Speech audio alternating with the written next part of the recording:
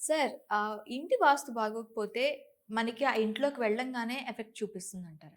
100% చూపిస్తాయి. హ్మ్. 100%. ఓకే.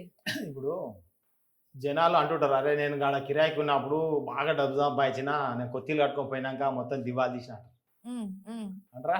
అంటారు. కారణం ఏందంటే, ఆ ఇల్లు యొక్క నేల ప్రభావం. హ్మ్. మనం అందరం ఏమనుకుంటామంటే, వాస్తు అనంగానే గోడలు, స్లాబు, కలరు, డోర్లు అనుకుంటాం. అవును. అది ఒకటే కాదు వాస్తు అంటే. మనం ఉంటున్న నేల ఎలా ఉంది? హ్మ్. నేలను కూడా చూసుకోవాలి. పాజిటివ్ పవర్ ఉందా? నెగెటివ్ ఎనర్జీలు ఉందా? హ్మ్. మనం ఉంటున్న ఇప్పుడు పూర్వం ఏం చేసేదంటే మన పూర్వీకులు చెల్కా అవన్నీ ఉంటుండే ఆవులు. మన హ్మ్. ఈ హైబ్రిడ్ ఆవులు కాకుండా అప్పుడు అవే ఉండేది. హ్మ్. రాత్రిపూట ఆవు పోయి ఏడ పండుకుంటే అక్కడనే గుడిసేసుకొని నివసించేటోళ్ళు. హుహు. ఆవు ఏడైతే పండుకుంటదో హ్మ్. ఆ ప్లేస్‌లో ఇల్లు కట్టుకునేవాళ్ళు.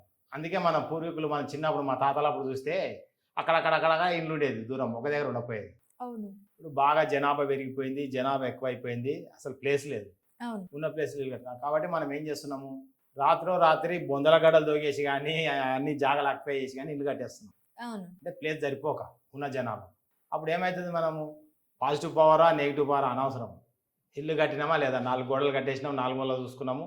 వాస్తు అయిపోయింది. వాస్తు పని చెప్పిండు ఉండేస్తున్నాం. హ్మ్. అయితే వాడు ఆ ఇంట్లోకొచ్చిన 6 నెలల కొందరు 1 మంత్‌కి యాక్సిడెంట్ అయి చచ్చిపోతారు. హ్మ్. కొందరు 6 నెలలకు చచ్చిపోతారు. కొందరు మొత్తం ఏం లేకుండా దివాళా తీస్తారు.